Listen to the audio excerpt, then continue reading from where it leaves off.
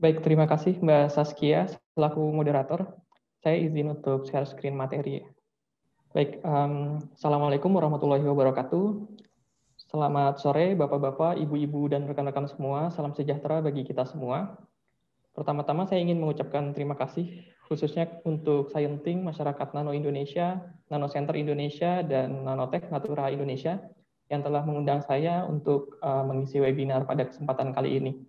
Dan juga saya ingin mengucapkan terima kasih untuk seluruh hadirin yang mengikuti webinar ini. Sebelumnya perkenalkan, nama saya Doni. Saat ini saya berprofesi sebagai praekayasa ya di Pusat Teknologi Farmasi dan Medika di Badan Pengkajian dan Penerapan Teknologi. Pada kesempatan kali ini saya akan mencoba sharing terkait dengan bahan baku untuk produk skincare brightening. Mungkin untuk webinar yang lebih interaktif, jika ada bapak-bapak atau ibu-ibu serta rekan-rekan yang ingin bertanya, dipersilakan ya, bisa menanyakan pertanyaannya di kolom komen. Dan jika ada yang di antara bapak-bapak dan ibu-ibu yang juga mungkin lebih paham, mungkin bisa sharing juga ya di sini. Jadi kita lebih interaktif saja. Saya mengawali presentasi saya dengan menggunakan data statistik ya. Data terkait dengan opini wanita Indonesia tentang parameter kecantikan. Data ini dipublikasi di sekitar tahun 2020. Pesertanya adalah wanita di Indonesia, kemudian survei periodnya di bulan Juli sampai September 2019, total responden 6.420 ya. Kemudian tentang usianya 13 sampai 65 tahun, dan diketahui dari survei ini bahwa memiliki kulit yang cerah dan berkilau itu paling diminati, atau definisi dari cantik menurut wanita di Indonesia itu sekitar 82,5%, yang artinya lebih dari 8 dari 10 wanita akan mengatakan cantik itu adalah memiliki kulit yang cerah dan juga bersinar. Kemudian fakta ini juga didukung dengan data lainnya, di mana ini juga merupakan hasil survei, dan klaim skincare yang paling diminati untuk masyarakat Indonesia ternyata adalah klaim mencerahkan, yaitu sekitar 69,6%, di atas klaim-klaim lainnya ya. Dan ini menunjukkan bahwa meskipun klaim mencerahkan atau memutihkan ya bahasa kita zaman dulu, itu mungkin terkesan konvensional karena memang sudah ada sedari dulu, tetapi kalau kita lihat data-data yang tadi sudah disajikan, klaim ini masih tetap menarik hingga saat ini. Dan untuk itu mungkin kita bisa mendiskusikan hal tersebut lebih lanjut di sini. Baik, sebagai pendahuluan, warna kulit manusia berbeda-beda, dan ini dipengaruhi oleh distribusi pigmen yang unik. Jumlah, tipe, dan distribusi pigmen atau bahasa ilmiahnya melanin ya, ke kulit, rambut, dan mata diatur oleh beberapa faktor, seperti genetik, lingkungan, dan endokrin. Melanin di sini berperan penting dalam proses pigmentasi. Warna kulit manusia berasal dari lapisan terluar kulit, yaitu epidermis, di mana sel-sel penghasil pigmen terlokalisasi. Nah, untuk membicarakan lebih lanjut terkait proses pigmentasi di kulit manusia, ada baiknya kita lebih dahulu memahami terkait dengan anatomi kulit manusia. Sebagai informasi, ini merupakan gambaran lapisan kulit manusia yang terdiri dari beberapa lapisan. Dan lapisan teratas disebut sebagai lapisan epidermis. Nah, lapisan epidermis sendiri itu terbagi lagi menjadi beberapa lapisan ya.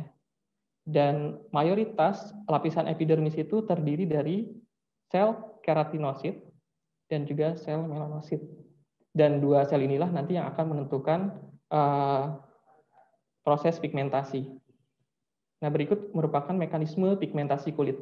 Tadi sudah dijelaskan terkait dengan anatomi kulit manusia, dan yang paling mempengaruhi terkait dengan mekanisme pigmentasi kulit adalah sel yang bernama keratinosit.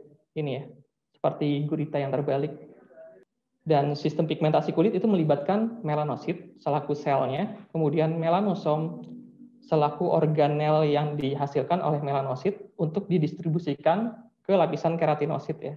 Jadi melanosom itu kalau digambar itu yang lingkaran ini. Nah, di dalam melanosom ini ada yang namanya melanosit, melanin, atau pigmen yang tadi sudah kita bahas. Nah, kemudian ada organel yang namanya dendrites. Nah, dendrites ini adalah semacam jalur ya untuk transportasi melanosom. Kemudian melanosomnya itu ditransfer ke keratinosit, dan kemudian keratinosit ini akan mengalami siklus. Dia akan naik ke atas seiring berjalannya waktu gitu ya. Dan kemudian pada akhirnya nanti lepas untuk terjadi regenerasi. Jadi itu terus berlangsung sekitar untuk kulit normal 28 hari. Nah, kemudian melanosom sendiri, kemudian dia mengalami maturasi dan pada akhirnya akan menghasilkan melanin, yang bintik-bintik hitam ini ya. Dan untuk peristiwa tanning atau penggelapan kulit yang umum itu terdistribusi merata gitu di atas permukaan kulit. Dan inilah yang menyebabkan kulit menjadi gelap, seperti itu. Dan proses melanogenesis itu ada yang terjadi secara natural gitu ya, ada yang terjadi karena adanya faktor eksternal seperti UV dan lain sebagainya. Nah, jadi meskipun kita tidak terkena UV, umumnya kita tetap memproduksi melanin ya sebagai bentuk proteksi tubuh. Nanti akan dijelaskan lebih lanjut bagaimana mekanisme proteksi tubuh karena terciptanya melanin. Nah, kemudian ini perbedaan antara kulit yang cerah dan kulit yang gelap ya. Di mana untuk kulit yang cerah itu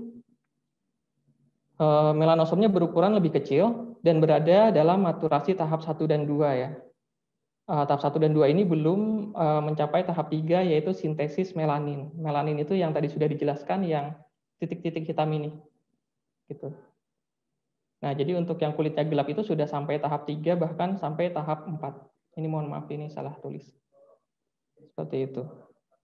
Nah, sebelum kita lanjutkan, kita perlu memahami terlebih dahulu terkait dengan jalur sintesis melanin, agar kita bisa menentukan strategi terkait dengan pemilihan bahan aktif untuk produk brightening.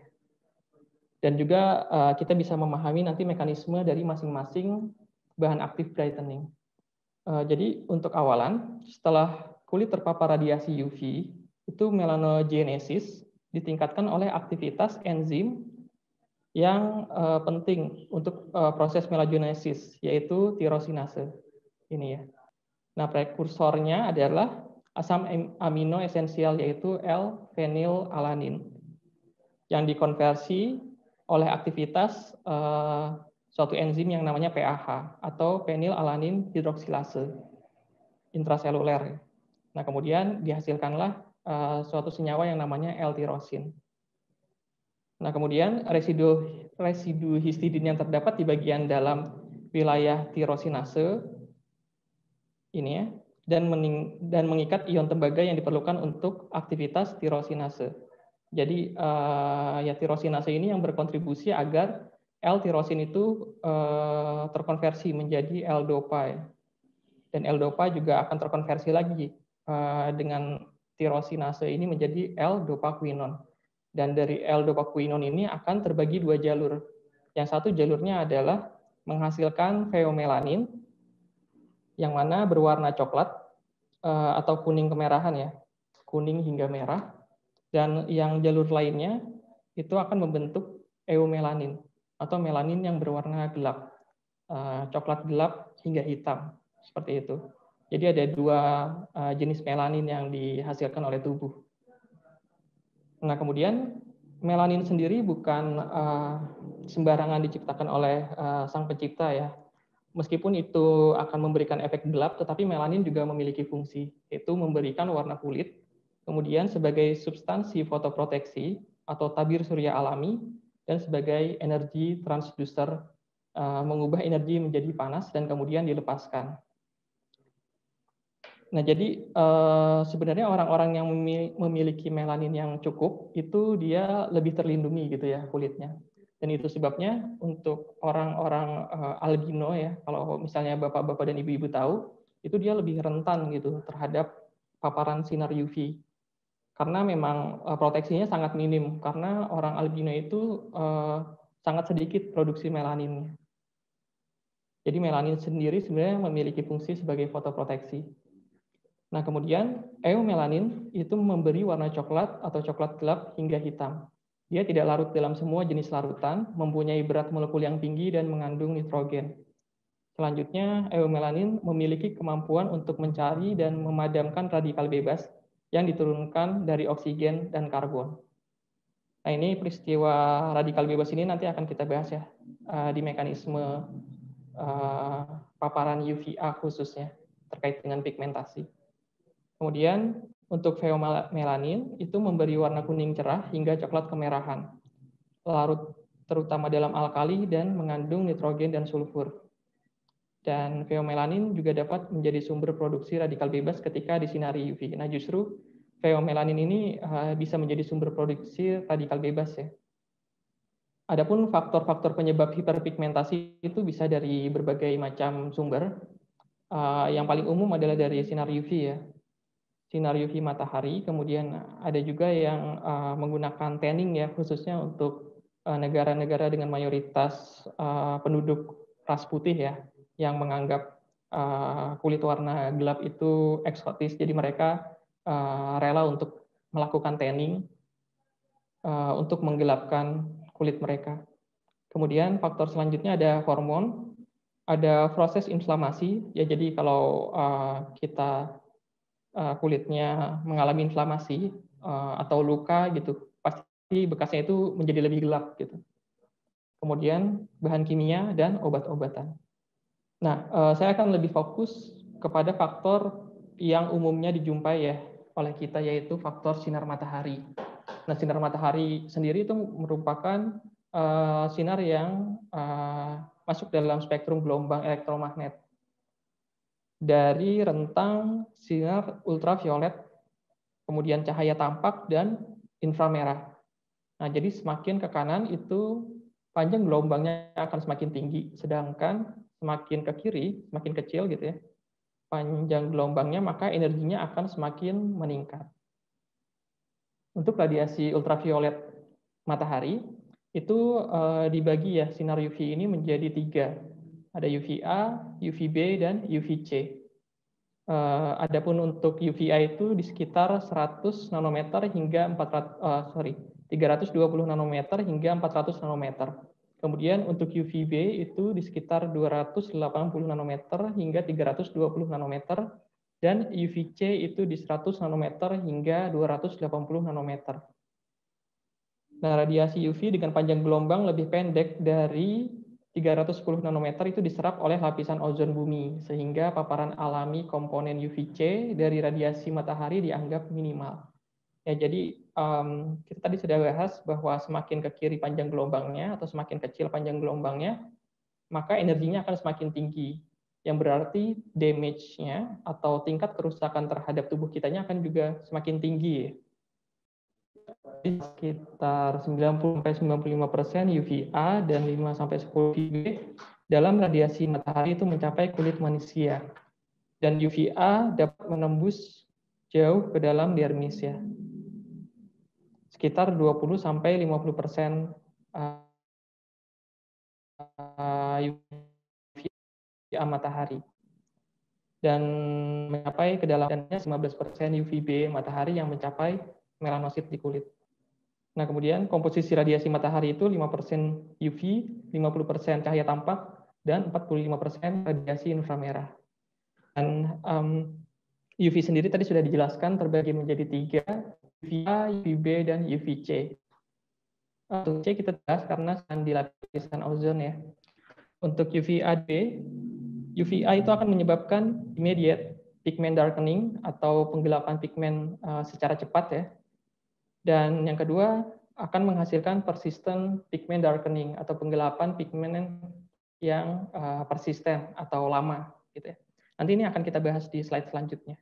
Adapun UVB itu akan menghasilkan efek eritema ya atau efek kemerahan. Jadi ada sensasi skin burning untuk UVB. Karena tadi sudah dijelaskan panjang gelombangnya itu lebih kecil daripada UVA sehingga energinya lebih tinggi. Dan selain eritema juga UVB ini menyebabkan delay tanning. Nah, kemudian cahaya tampak itu juga memiliki potensi yang mirip dengan UVA, meskipun resikonya lebih rendah ya. Dan radiasi inframerah itu menghasilkan radikal bebas dalam sel kulit melalui efek panas. Nah, khusus untuk cahaya tampak, kita mungkin dulu sudah mengetahui ya spektrum cahaya tampak Meiji Kuhibiniu atau merah, jingga, kuning, hijau, biru, nila, ungu. Dan khusus untuk biru, nila, ungu nanti akan kita bahas karena ini memiliki energi yang tinggi ya dan memiliki potensi yang mirip dengan UVA, tetapi penetrasinya dia lebih dalam. Nah, tadi sudah dijelaskan terkait dengan IPD, PPD, dan DT ya. Jadi efek paparan UV terhadap pigmentasi kulit itu sebelum UV ini kontrolnya. Jadi di sini ada semacam kotak segi 4 ya. Nah, kotak-kotak inilah nanti yang akan disinari UV. Ini kontrol, jadi sebelum dilakukan paparan UV. Kemudian 5 menit setelah UV, itu akan terjadi immediate pigment darkening. Jadi ini cepat reaksinya ya. Dia akan setelah beberapa saat, biasanya dalam hitungan menit dia akan mengalami pigmentasi. Namun ini tidak lama. Jika dihentikan paparannya, maka pigmennya akan dengan segera akan menghilang. Nah, kemudian setelah IPD, proses selanjutnya adalah PPD, persistent pigment darkening. Dan PPD ini dapat terjadi setelah 2 hingga 4 jam paparan UV ya. Dan inilah yang dijadikan patokan untuk perhitungan PFA atau PA, protection factor untuk ultraviolet A ya. Jadi kalau Bapak Ibu tahu di packaging sunscreen produk itu biasanya ada SPF berapa dan PA-nya plus berapa gitu ya. Nah, ini untuk acuan PA ya, PA berapa. Nah, kemudian yang terakhir adalah delay tanning. Delay tanning inilah yang disebabkan oleh UVB. Adapun IPD sama PPD ini disebabkan oleh UVA. Nah, selanjutnya terkait dengan mekanisme pigmentasi kulit akibat UV. Jadi radiasi UVA itu menyebabkan IPD dan PPD yang keduanya dianggap sebagai hasil dari oksidasi dan atau polimerisasi melanin atau prekursor melanogenik yang ada. Nah, penyebabnya adalah terbentuknya ROS ya, atau reaktif oksigen spesies. Atau kalau istilah umum yang biasa kita dengar adalah radikal bebas. Nah, radikal bebas inilah yang dianggap bertanggung jawab atas proses IPD dan PPD. Adapun untuk radiasi UVB itu menyebabkan delay tanning yang membutuhkan waktu beberapa hari atau lebih lama untuk berkembang. Mekanisme utama penggelapan kulit yang disebabkan oleh UVB dianggap sebagai produksi melanin sebagai akibat peningkatan aktivitas tirosinase, meskipun faktor lain seperti redistribusi dan ukuran partikel melanosom juga penting. Nah, selain UV juga ada cahaya lain yang juga dia memiliki potensi yang cukup berbahaya untuk pigmentasi ya, yaitu cahaya biru atau blue light atau high energy visible, istilahnya itu HEV ya. Dan kita tadi sudah bahas bahwa cahaya tampak itu panjang gelombangnya di 400 nanometer hingga 700 nanometer. Nah, dari 400 sampai 500 nanometer itu adalah merupakan panjang gelombang dari cahaya biru atau HEV. Nah, dari daya penetrasinya HEV ini jauh lebih dalam daripada UVA ya, bahkan dia bisa mencapai hipodermis. Dan karena dia bisa mencapai hipodermis ini, dia potensinya akan menyebabkan ketidakseimbangan yang diakibatkan oleh radikal bebas ya, dan berakibat merusak jaringan, kemudian terjadi penggelapan pigmen permanen, fotodermatosis, melasma, dan penuaan kulit. Dan mungkin kalau secara damage atau level kerusakan kulit, dia lebih rendah daripada UV ya. Namun kalau kita perhatikan sekarang, kita hampir setiap hari gitu berinteraksi dengan digital khususnya, seperti handphone, tab, laptop, maupun televisi. Dan banyak ya, dan kalau terus-menerus terpapar bisa akan menimbulkan keluhan juga. Nah, sebelum kita membahas terkait dengan bahan active brightening, ada baiknya kita memahami terlebih dahulu definisi kosmetik dari regulator kosmetik di negara kita, yaitu Badan POM. Jadi menurut Badan POM, itu kosmetik adalah bahan atau sediaan yang dimaksudkan untuk digunakan pada bagian luar tubuh manusia, seperti epidermis, rambut, kuku, bibir, dan organ genital bagian luar, atau gigi dan membran mukosa mulut, terutama untuk membersihkan, mewangikan, mengubah penampilan, dan atau memperbaiki bau badan, dan atau melindungi atau memelihara tubuh pada kondisi baik. Nah, yang saya garis bawahi di sini adalah epidermis. Jadi skin brightening active itu akan menyasarnya di lapisan epidermis ya, karena itu adalah ranah dari kosmetik. Selain itu, maka itu bukan ranah dari kosmetik. Selanjutnya, bahan kosmetik adalah bahan atau campuran bahan yang berasal dari alam dan atau sintetik yang merupakan komponen kosmetik termasuk bahan pewarna, bahan pengawet, dan bahan tabir surya. Nah, kemudian di peraturan BPOM nomor 23 tahun 2019 juga dijelaskan terkait bahan-bahan yang dilarang, bahan-bahan yang diizinkan digunakan dengan pembatasan dan persyaratan yang diizinkan, kemudian tabir surya yang diizinkan. Nah, jadi ini sebagai guideline khususnya untuk formulator kosmetik ya. Ketika melakukan formulasi untuk bisa terlebih dahulu memeriksa gitu ya peraturan BPOM ini.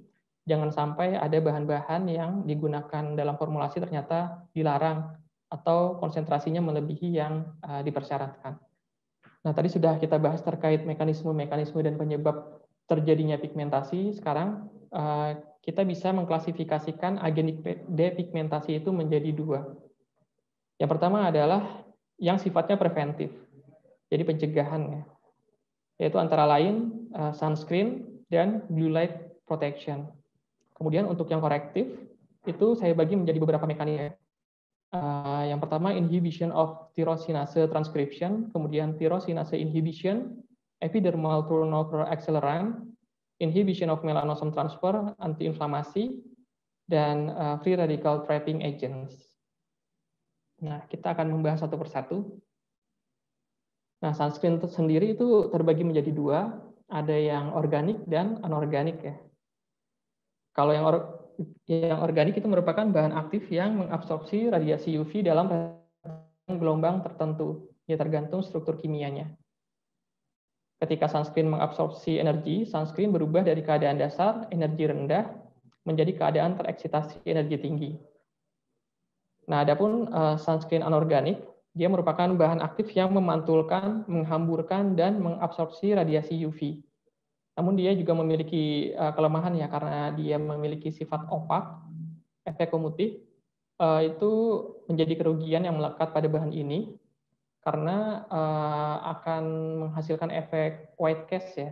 Biasanya kalau wanita ini yang sering pakai krim tahu, jadi efek putihnya itu kurang normal, jadi semacam terlalu putih gitu. Nah, masing-masing memiliki kelebihan dan kekurangan tentunya. Kalau yang organik ini secara efektivitas penahanan sinar UV-nya kurang baik dibandingkan yang anorganik ya. Tetapi untuk sunscreen organik sendiri itu lebih mudah untuk dilakukan formulasi, itu lebih murah. Dia secara efektivitas penahanan sinar UV-nya dia lebih baik. Namun kerugiannya dia memiliki efek white cast yang tadi sudah disebutkan, kemudian formulasinya juga lebih sulit ya, karena dia anorganik, dan yang terakhir secara harga juga dia lebih mahal. Nah, berikut merupakan contoh-contoh sunscreen ya. Untuk yang UVA ini yang paling terkenal itu benzophenone, kemudian ada acobenzone atau BMDBM ya. Untuk UVB ada sianamat, biasanya OMC ya, oktyl metil sinamat yang terkenal. Kemudian ada octocrylene juga. Untuk yang broad spectrum ini maksudnya dia mencakup UVA dan UVB. Ada ekamsul, silatriazol, dan lain-lain. Dan untuk yang anorganik, itu terdiri dari beberapa senyawa ya. Yang paling terkenal adalah zinc oxide dan titanium dioxide. Nah, kemudian kita bahas terkait dengan SPF. Dan PA ya, PFA. Mungkin bapak-bapak dan ibu-ibu tahu bahwa di produk sunscreen sendiri biasanya ada keterangan SPF berapa dan PA berapa ya. Jadi SPF sendiri itu sebenarnya mengukur level kemerahan yang timbul pada kulit yang tidak sensitif setelah paparan sinar UVB. Nah, jadi SPF itu membandingkan waktu paparan UVB yang diperlukan untuk menimbulkan kemerahan ketika menggunakan produk dengan waktu untuk menimbulkan kemerahan yang sama tanpa produk. Jadi membandingkan tanpa dan dengan produk. Nah, jadi rasionya adalah yang diproteksi per yang tanpa proteksi. Jadi contohnya adalah jika seseorang itu mengalami sunburn setelah 30 menit paparan, jika kasusnya yang diproteksi ya, dan dia akan mengalami sunburn setelah 1 menit paparan, maka SPF-nya adalah 30 gitu ya.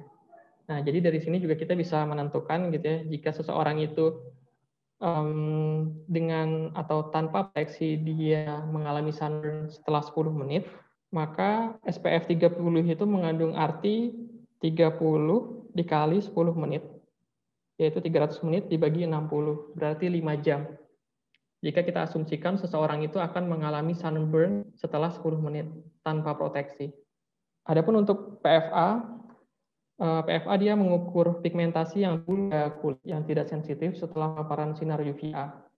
PFA membandingkan waktu paparan UVA yang diperlukan untuk menimbulkan pigmentasi ketika menggunakan produk dengan waktu untuk menimbulkan pigmentasi yang sama tanpa produk. Jadi sebenarnya ini sama aja, cuma bedanya untuk SPF itu dia kemerahan, untuk PFA itu mengukur pigmentasi.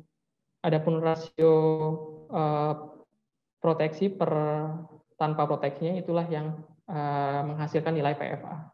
Nah, regulasi penulisan PA dan SPF sendiri di setiap negara itu berbeda-beda ya. Ini saya ambilkan contoh beberapa.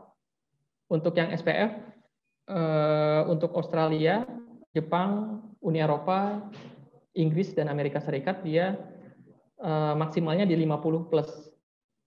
Di beberapa negara ada yang mengizinkan menulis di atas 50 gitu ya, seperti negara Amerika Latin, itu mereka kebijakannya, kalau misalnya SPF pengujiannya dapat 60, dia bisa ditulis SPF 60. Cuma kalau di negara kita dan di negara-negara ini, itu kalau dapat SPF 60 ditulisnya 50+. Nah, kemudian untuk PA, itu ini lebih beragam lagi ya. PA itu sendiri pengujiannya pun kebijakannya berbeda-beda. Nah, ada negara yang boleh menggunakan in vitro, seperti di Australia, Uni Eropa, Inggris, dan Amerika Serikat. Namun, ada negara yang wajib menggunakan in vivo. Nah, parameternya itu yang PPD tadi, persistent pigment darkening. Dan Indonesia itu persis sama meniru regulasinya Jepang. Nah, untuk simbolnya, kalau Jepang itu dari PA +1 hingga +4. Untuk Australia itu cuma ada lolos atau gagal. Uni Eropa cuma ada simbol UVA. Untuk Inggris dia sistem rating bintang ya. 5 ini yang terbaiknya. Nah, kalau untuk Amerika Serikat dia cuma mencantumkan broad spectrum. Nah, kalau Indonesia tadi sudah saya jelaskan, dia merujuk kepada aturan Jepang. Nah, kemudian terkait dengan bahan blue light protection. Memang sebenarnya ada beberapa senyawa, cuma yang paling terkenal itu salah satunya adalah carotenoid ya. Senyawa yang biasanya dijumpai pada buah dan sayur yang umumnya berwarna oranye atau daun musim gugur. Jadi sebenarnya buah, sayur, dan daun-daun ini dia melakukan metabolisme sedemikian rupa untuk memproteksi dirinya dari blue light dengan menciptakan suatu senyawa yang namanya karotenoid. Nah, kemudian karotenoid ini kalau diuji menggunakan spektrum, dia akan selektif gitu di panjang gelombang sinar biru. Jadi lutein, beta-karotin, zeaxanthin, lycopene ini merupakan karotenoid dan dia sangat baik mengabsorpsi cahaya biru. Nah, ini salah satu produk di pasaran ya, namanya Carotolino. Dia terdiri dari ekstrak akar wortel, kemudian carotid oil dan beta karoten. Dan dia mekanismenya dia melakukan proteksi ya terhadap sunlight dengan melakukan filter panjang gelombang sinar biru. Nah, kalau kita cek atau kita lakukan eksperimen gitu ya terhadap suatu produk yang bening tapi dimasukkan ke dalamnya produk karotolino tadi yang mengandung karotenoid, maka sinar biru itu tidak akan tembus atau tembus sedikit tapi tidak banyak. Dan penggunaan di konsentrasi 1-2% itu dia menunjukkan perbedaan yang bermakna atau signifikan. Nah, kemudian untuk agen depigmentasi bagian korektifnya itu terbagi menjadi beberapa mekanisme aksi ya. Untuk inhibition of tyrosinase transcription itu senyawa contohnya adalah tretinoin atau nama lainnya tuh retinoic acid ya. Kemudian ada glukosamin, retinol, retinaldehyde, N-asetilglukosamin. Kemudian untuk tyrosinase inhibition itu ada hydroquinone, mequinol, arbutin, azelaic acid, kojic acid, ellagic acid, resveratrol, dan oxyresveratrol. Untuk epidermal turnover accelerant itu ada vitamin C, E, thioctic acid, retinoid, lactic acid, glycolic acid, ini AH ya. Kemudian salicylic acid itu BHA, dan liquiritin. Untuk inhibition of melanosome transfer itu ada linoleic acid contohnya. Untuk antiinflamasi contohnya niacinamide atau vitamin B3 dan soy milk. Dan yang terakhir free radical trapping agents itu contohnya topical steroid dan glycyrrhetinic acid. Dan untuk yang di warna merah dan di garis bawah ini merupakan bahan-bahan yang tidak diizinkan digunakan dalam kosmetika ya. Merujuk pada peraturan BPOM. Nah, mari kita bahas satu persatu. Jadi untuk senyawa yang pertama yaitu retinol dan retinaldehyde ya. Itu sebenarnya kalau menurut saya posisinya agak dilematis dia mekanismenya. Kenapa? Karena retinol sendiri itu kalau di keratinosit dia akan teroksidasi menjadi retinaldehyde. Dan pada akhirnya juga akan terkonversi menjadi retinoic acid atau tretinoin. Dan sebenarnya retinoic acid ini kan tadi sudah dilarang ya oleh BPOM. Jadi molekul yang dilarang digunakan dalam kosmetik di Indonesia dan Eropa. Nah, tetapi memang secara aturan retinol ini, kalau saya rujuk ke peraturan BPOM itu masih belum dilarang gitu. Tapi kalau misalnya Bapak Ibu ada sangat hati-hati terkait dengan dosisnya ya. Karena kalau terlalu tinggi, dia akan menyebabkan efek-efek samping seperti retinoic acid, yaitu efek kemerahan dan efek pengelupasan kulit. Ini 0,1%, sekitar 0,04 hingga 0,07%. Selanjutnya, memang arbutin sendiri itu merupakan dari derivat atau turunan dari hidroquinone. Kemudian isomer alfa-arbutin itu memiliki aktivitas inhibisi terbesar terhadap tirosinase mamalia. Senyawa ini bersifat fotostabil tetapi mudah terdegradasi oleh panas. Perlu dimasukkan pada temperatur yang dingin ke dalam eksipien terpilih. Nah, STS yaitu komite ini ya, keamanan konsumen di Eropa ini telah menilai keamanan penggunaan alfa-arbutin untuk konsentrasi lebih besar dari 2% dalam krim wajah dan lebih besar dari 0,5% untuk body lotion, serta beta-arbutin untuk konsentrasi lebih besar dari 7% dalam krim wajah. Sebuah penelitian yang dilakukan pada 10 wanita dengan melasma itu salah satu permasalahan hiperpigmentasi ya, mengungkapkan penurunan tingkat melanin yang signifikan setelah penggunaan produk dengan konsentrasi 1% arbutin selama 1 bulan. Nah, namun penggunaan arbutin itu diatur ya dalam regulasi BPOM.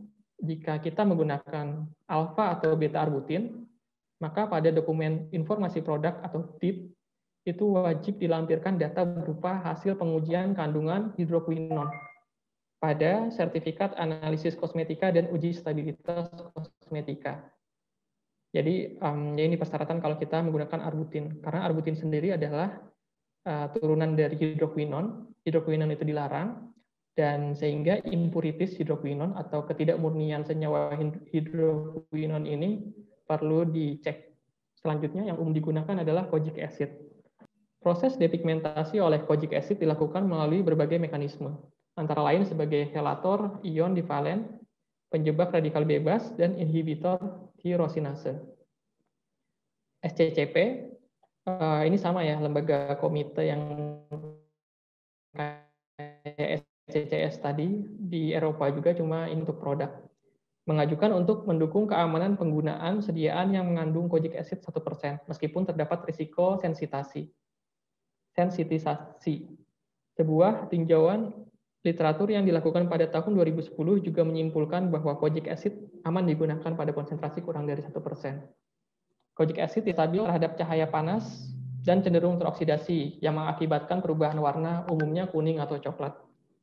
Kojic acid cenderung mengikat ion logam seperti besi yang sering mengakibatkan perubahan warna. Nah, jadi memang secara efikasi sebenarnya kojic acid ini lumayan bagus, tetapi dia memiliki isu yaitu ketidakstabilan ya, di mana dia mudah terjadi perubahan warna. Nah, karena hal ini biasanya formulator kosmetik itu dia menggunakan bahan alternatif lain yaitu kojic acid dipalmitat. Atau ada juga beberapa manufakturer kosmetik yang menggunakan kojic acid, tetapi baloknya itu diwarnain, jadi warna kekuningan misalnya, untuk menutupi perubahan warnanya, yaitu ascorbic acid atau vitamin C. Ascorbic acid dan turunannya bertindak sebagai yang mengubah tirosinase ascorbic acid dengan tembaga. Ini tembaga tadi sudah dijelaskan ya, yang merupakan kofaktor penting dalam menjelaskan efek inhibitor tirosinase yang diamati secara dibanding hidroquinon. Ascorbic acid tidak memiliki efek yang cukup berbahaya. Penggunaannya juga relatif bisa digunakan di konsentrasi yang cukup sampai 20%. Namun kekurangannya adalah ascorbic acid ini mudah terdegradasi, khususnya dalam media air. Sehingga sebagian formulator biasanya menggunakan bahan alternatifnya, seperti ascorbil palmitat dan MAP. Selanjutnya, AHA dan BHA. Nah, ini sering klaim produk kosmetik mengandung AHA acid. Jadi gugus fungsi hidroksinya itu ada dalam posisi alfa ya. Adapun BHA, beta hidroksi acid itu posisi gugus fungsi hidroksinya itu ada dalam posisi beta. Contoh AHA adalah glycolic acid, lactic acid, malic acid, tartaric acid, dan mandelic acid. Dan fungsi utamanya adalah sebagai agen eksfoliasi. Kulit itu mengalami siklus regenerasi ya, di mana sel keratinositnya itu akan terus bergerak ke atas, kemudian setelah sekitar 28 hari itu akan lepas. Nah, terkadang untuk orang tua dan juga orang yang kulitnya bermasalah, itu siklusnya itu kurang bagus, sehingga perlu bantuan eksfoliasi untuk ya merebajakan. Selanjutnya, fungsi utamanya adalah agen keratolisis, dan agen itu lebih daripada agen eksfoliasi karena dia sifatnya hidrofobik. Jadi dia karena lipofilik, dia lebih blend dengan keratin, karena keratin kan hidrofilik juga. Dan contoh senyawanya adalah salicylic acid. Dan untuk AHA sendiri itu untuk BHA dulu ya. Salicylic acid diatur untuk sediaan selain perawatan rambut ada konsentrasi 2%. Adapun untuk dan lactic acid yang merupakan AHA itu diatur untuk sediaan kulit yang diaplikasikan sendiri itu maksimal di 10%. Selanjutnya adalah niacinamide atau vitamin B3. Niacinamide merupakan senyawa pencerah kulit yang efektif bekerja dengan menghambat transfer melanosom dari melanosit ke keratinosit. Hakozaki dan kawan-kawan pada tahun 2002 telah menunjukkan niacinamide tidak menghambat produksi melanin tetapi menghambat transfer melanosom dari melanosit ke keratinosit sebesar 35 hingga 68%. Niacinamide memberikan sifat antiinflamasi dan antioksidan pada beberapa jenis sel melalui interaksi dengan berbagai protein sinyal intraseluler. Nah, ini merupakan sebuah data penggunaan niacinamide ya, di mana penggunaan di konsentrasi 5% itu cukup signifikan untuk reduksi area titik pigmentasi. Nah, kemudian untuk bahan-bahan yang dilarang, yang top 3-nya biasanya itu adalah hidroquinon, kemudian merkuri, dan steroid ya. Jadi hidroquinon ini banyak yang tanya juga di form pendaftaran kemarin, apakah hidroquinon itu diizinkan digunakan di kosmetik atau tidak? Maka jawabannya adalah tidak, sesuai dengan peraturan BPOM nomor 23 tahun 2019, lampiran 5 ya. Jadi hidroquinon itu tidak diizinkan kecuali untuk kuku artifisial. Itu pun konsentrasinya 0,02%. Nah, jadi hidroquinon itu merupakan molekul yang ada di mana-mana, ada di asap rokok, pelumas mesin diesel, dan lain-lain.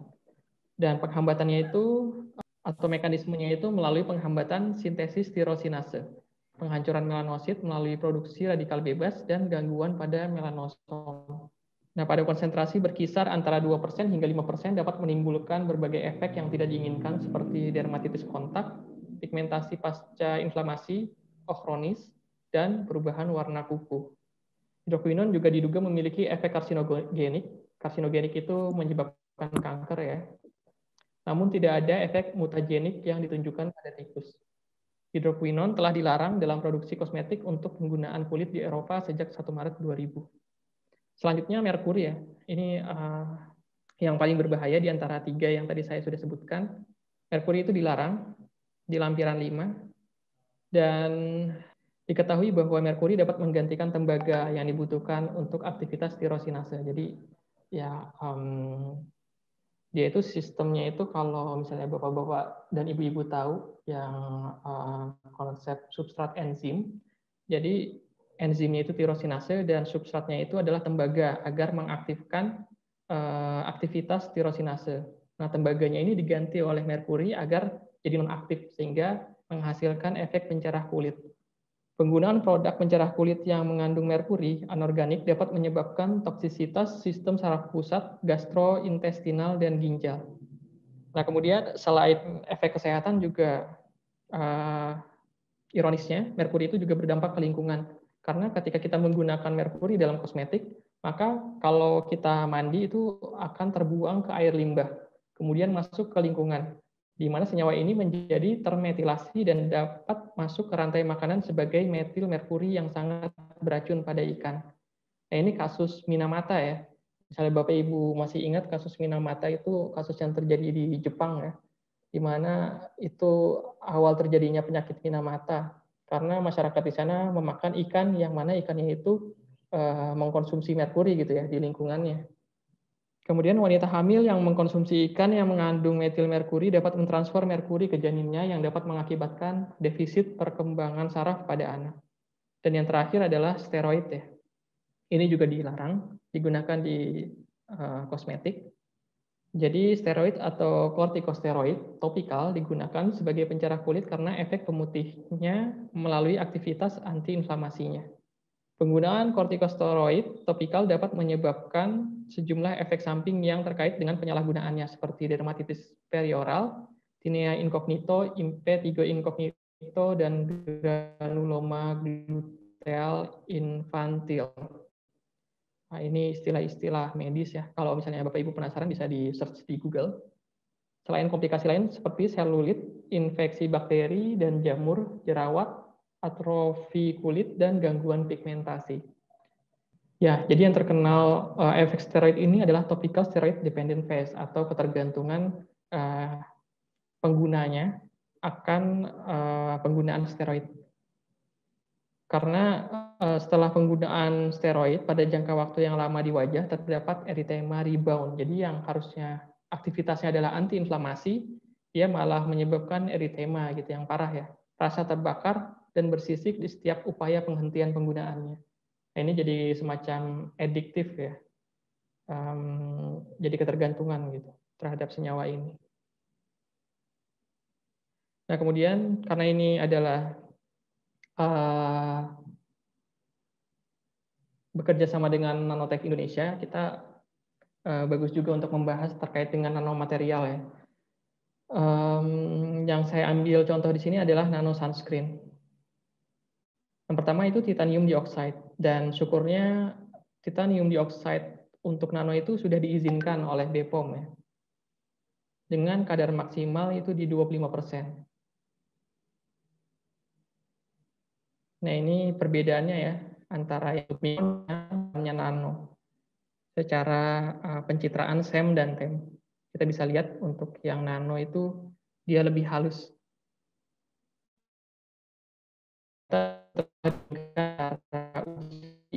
SPF-nya juga untuk